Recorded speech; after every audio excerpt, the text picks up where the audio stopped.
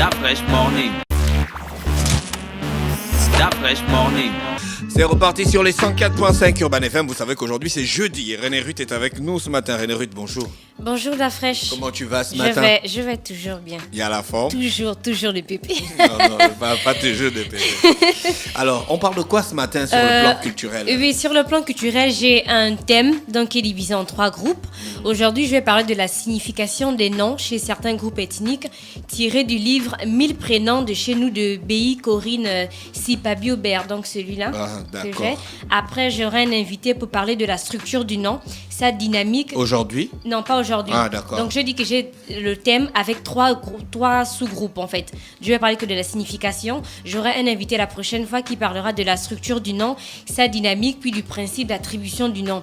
Donc, l'évolution du prénom au Gabon. À quel moment donnait-on un prénom à un enfant et comment était-il choisi? D'accord, ok. Aujourd'hui, on commence par les noms. Oui, la signification des noms chez certains groupes. Mais c'est tiré... Donc, chez certains groupes, on ne donne pas le nom n'importe comment. Oui, c'est tiré de 1000 prénoms de chez nous. Donc, l'auteur dans son livre dit que, contrairement aux idées répandues, la notion de prénom a bel et bien existé dans les sociétés traditionnelles gabonaises. Elle a effectué des recherches qui l'ont conforté dans l'existence et l'usage des prénoms ou noms individuels. En fait, avant, on disait que le prénom, c'était ton nom individuel. Et après, avec l'arrivée des missionnaires, ton nom individuel devient ton nom collectif ajouté de ton prénom de baptême. Donc, si moi, avant, je m'appelais par exemple Ngema, c'était mon nom individuel, mon prénom aussi, donc nom individuel, prénom. Et maintenant, avec aujourd'hui la modernité, l'arrivée des missionnaires, mon nom individuel devient mon nom collectif qui est héréditaire. Donc, c'est un peu ça. Ok, c'est bon. Oui, c'est bon. C'est tout bon. Donc, je disais que le prénom ou nom de baptême, c'est le nom individuel attribué à la naissance. On peut en posséder un ou plusieurs. Et le surnom ou encore le sobriquet, c'est le nom individuel que l'on peut recevoir au cours de sa vie, souvent après un acte singulier ou préciser, on va dire, l'origine du détenteur. Par exemple, et quel était l'intérêt de cette dame de faire ce livre? Dans quel intérêt elle l'a fait? Donc, quel intérêt elle a fait? Vu qu'il y a une évolution, en fait. Aujourd'hui, on dit, par exemple, moi, je m'appelle Ngema Iwenge Sono, alors que c'était pas comme ça avant. D'où on parle de la structure, en fait. Elle parle ici de, en fait, l'intérêt de montrer aux gens que avant, le nom que tu as aujourd'hui, c'était ton prénom dans nos traditions. Donc, d'accord. On quitte de Ngema prénom à Ngema nom. Mais là, on va bien parler de ça dans la structure du nom.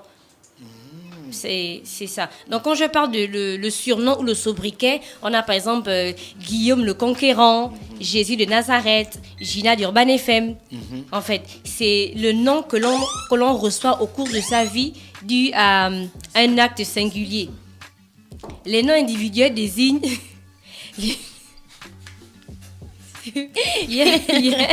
Donc, les noms individuels désignent les personnes qui les portent et disparaissent après leur mort sans être transmis de manière héréditaire. Contrairement aux noms collectifs qui sont généralement uniques et présentent un caractère héréditaire. Mon prénom n'est pas héréditaire forcément, mais mon nom est héréditaire par rapport à mes enfants. Il va porter soit mon nom, soit le nom de mon mari. C'est un peu ça. Et devant la nécessité de distinguer plusieurs personnes... C'est quand que ce sera beaucoup ça. Donc, devant la nécessité de distinguer plusieurs personnes de même nom, on faisait suivre le nom individuel. Donc, c'est ainsi que chez les femmes, par exemple, on peut trouver Ndongba, donc Ndong, le fils de Mba, ou encore chez les Mieneng, Kombe Ademba, Kombe, fils d'Ademba. Kombe Ademba. Kombe Ademba. En fait, oui, comme moi, en fait. Oui. Kombe Ademba. Donc, en fait, on n'avait pas de prénom. On avait un prénom qui était en même temps le nom individuel. Ah bon, hein? C'est le nom individuel, là, aujourd'hui, par exemple. Oui. Moi, ça s'appelait Ndong. Ndong. Enfin, parce qu'on va prendre Ndong, hein? Mba. Ndong Si tu Mba. t'appelais Ndongba, en fait, tu t'appelais Mba, fils de Ndong. Ndong Mba. Ndong, fils de Mba. Voilà. Et Kombe Ademba, Kombe, fils d'Ademba. C'était ton nom, en fait, individuel, mais qui n'était pas forcément héréditaire. Aujourd'hui, avec, comme je l'ai dit, l'arrivée des missionnaires, on a rajouté le prénom du baptême. Donc maintenant, les prénoms... Donc, mon nom individuel d'avant devient mon nom collectif d'aujourd'hui, qui est héréditaire. Le nom collectif, c'est-à-dire le nom qui t'identifie par rapport à ton clan, ta famille. Oui. Ou ta tribu. Oui. Ngema. Ngema, par exemple, avant c'était le prénom, aujourd'hui c'est mon nom. Et après, on m'a rajouté René Ruth. Un peu chose Ok. du genre. Donc, ce que tu vas transmettre, c'est seulement Ngema. Ngema. Tu ne vas pas transmettre René René Ruth. Ruth, non. Non, tout à Là, fait. je peux plus transmettre René Ruth, en fait. C'est plus possible. Juste le nom collectif. Donc, c'est beaucoup ça. Voilà, je suis d'accord, c'est beaucoup On ça. continue. C'est plus On un peu continue ça. avec là maintenant la signification. Chez les femmes, par exemple, on a... tu es là pour la prononciation, non? Oh, si tu es avec moi. Donc, akam. C'est bon. Akam. Donc, c'est un verbe conjugué à la troisième personne du singulier au présent de l'indicatif du verbe ekam. Donc, c'est défendre, protéger. C'est bon. Oui. Et apprendre akua, donc chasse-mouche, c'est un instrument d'apparat. Akpé. Ah non, là, tu as prononcé ça aussi bizarrement. Mais c'est comme ça qu'on prononce ça? A-K-W-A. Akpé. Akwe. Comme si on était au Bénin ou au Togo ici, après. C'est pour chasser les mouches, le chasse-mouche. Le chasse Donc, est-ce que quand tu chantes, tu fais akwe, akwe. Non, c'est le nom. Quand d'après, je moque souvent des choses. Si tu as vu dans l'Enzemi, un petit truc Sarlevan. Tu as vu Akwe, donc le chasse-mouche, c'était un instrument d'apparat qui servait aux chefs et aux grands dignitaires du même type que la canne et la cloche de rituel. Apprendre étang. E-T-E-N-G. Étang. On ne prononce pas donc le G. Étang, donc c'était un prénom talisman. Donc le prénom talisman ici, c'est un prénom protecteur qui était supposé protéger en fait la personne qui porte le nom. Donc étang, prénom talisman donné aux filles, donc il désigne la Pisnanthus angolensis. Donc c'était un arbre. La dernière fois quand j'ai parlé, non l'année passée, quand j'ai parlé de l'arborentum de Siban, j'ai dit que un arbre avait le nom traditionnel et un nom latin. Tu te rappelles? Donc là ici, étant c'est la Pisnanthus angolensis. Donc c'est un arbre pharmaceutique reconnaissable en forêt par son odeur légère de parfum de lavande. Donc il soigne plusieurs maladies dont la stérilité et les maux de ventre des femmes. Donc c'est un peu ça. Après on a mélan. Mais M-E-L-A-N, vas-y. Mélan. Mélan. Donc, c'est l'écorce employée comme excitant dans les initiations rituelles. Melan. Mais non, mais là, il n'y a pas de E. Non, mais on dit Melan. Mais tu as dit mélan. Je me suis trompé. Ah, c'est bon.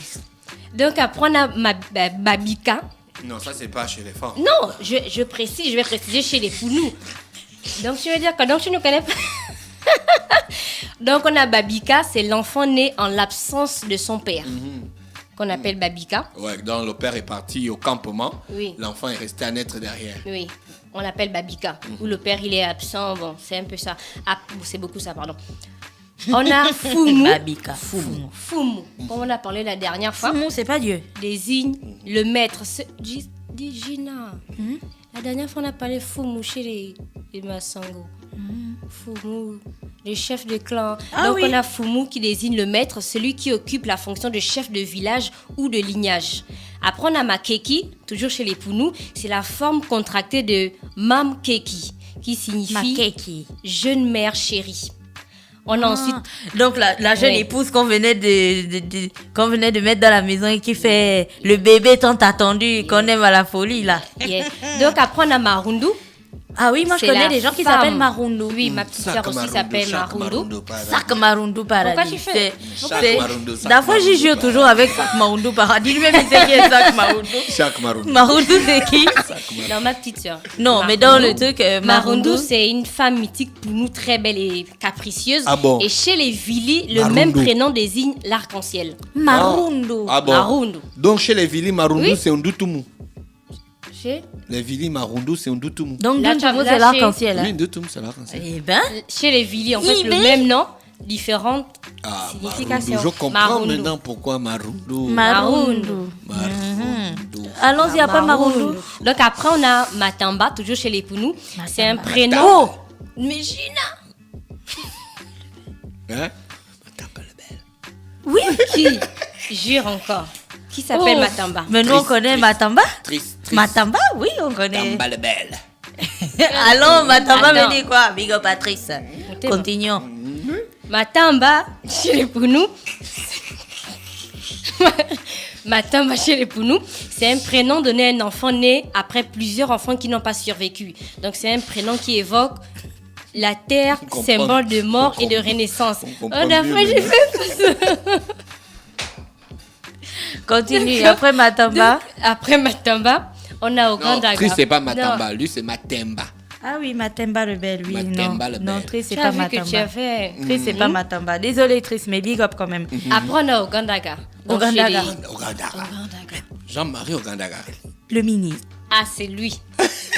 Ok, donc Ogandaga fait du quoi? Ogandaga désigne quelqu'un, quelque chose de sain. Donc la santé, la salubrité, le bonheur, c'est également le nom d'une plante médicinale. Ogandaga. Ogandaga. Donc après, on a Ania. Ania. Chez les femmes. Là, je remets chez les femmes. C'est la forme contractée de Aneya. Ah oui, c'est comment? Ouais. Oui, Agnan. il exprime une question Comment tu posée. veux appeler Que ton se enfant? passe-t-il? Comment tu veux appeler ton enfant? C'est Qu'est-il? comment? Agnan. Oh, mais elle est... Ça Ça, c'est les arrive. fans de Bitam qui aiment faire cette contraction-là. Ania. Agnan. Mais il n'y a pas des Aneya. Si, il y a Anéa. Non, Aneya, pour poser la Anéa, question. ça veut dire c'est comment. Oui. Mais Que se les gens passe-t-il, de qu'est-il arrivé, du mais Bitam, pour ils le aiment nom, c'est eux qui aiment faire cette contraction-là. Agnan. Ania. A-N-I-A. Mhm. Ania. Pourquoi le N à la fin? Je sais pas. D'accord. Après, on a Bisset. B-I-S-E. Bissé. Les travaux. Bissaigne. Ah, d'Afrique. Tu Pissa ajoutes ton les Pissa règles. Pissa Kédé. Bisset. Donc, les travaux se donnent à un enfant dont la mère travaille beaucoup en état de grossesse. Après, on a Okosa. Oko, ça, c'est pas le. Okosa. C'est oui. chez les miennes, non? Oui. Le Donc, gras il sert corps. dans certains rites pour souhaiter le bonheur, la bénédiction, la prospérité. Kosa me vient. Okosa. Oh, d'Afrique, tu as traversé. Donc, après, on a Moine. Moine. L'enfant. L'enfant, on le trouve dans tous les groupes ethniques avec le même sens, mais les intonations différentes. Donc, comme toi, par exemple, tu as dit moine. Hein. Donc, chez d'autres, peut-être, ça peut être moine.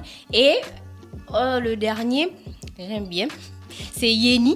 Donc, Y-E-G-N-I chez les Pounous. C'est la forme contractée de d'Hygiénie. Donc, c'est un prénom talisman qui désigne le chat tigre. Donc le détenteur de ce talisman excelle dans la beauté et même sans se laver pendant plusieurs jours, son corps est censé briller. Tu vois? Oui, je vois. Donc c'est un peu ça. Et là on était avec la signification des noms. D'accord. Chez certains groupes, on va avoir, j'aurai un invité d'ici 1 à 2 semaines pour parler de la structure du nom, sa dynamique, l'attribution du nom. Pourquoi on donne ce nom, comment on donne, qui donne le nom à la personne. D'accord. Pourquoi on quitte de prénom à nom chez les peuples du Gabon. D'accord. Merci René Ruth qui est avec nous ce matin sur les 104.5 Urban FM, la station urbaine dans le Da Fresh Morning, le réveil matinal au plus haut de la capitale, sur la radio. La plus haut de la capitale, on repart en musique et on se retrouve juste derrière. Urban FM et les forces de police nationales s'associent et vous offrent Urban Trafic, le programme qui vous fait le point à 7h, 8h, 10h, 12h30, 16h, 17h et 18h sur le trafic routier au quotidien sur Libreville, Akanda, Ovendo et Ntoum. Urban FM 104.5.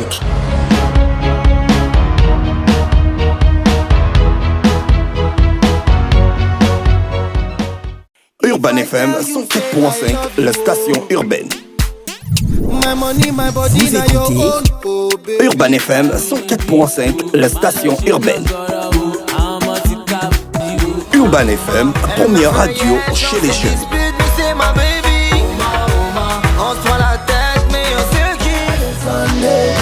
Urban FM, la radio des musiques urbaines. Urban FM 104.5, la station urbaine.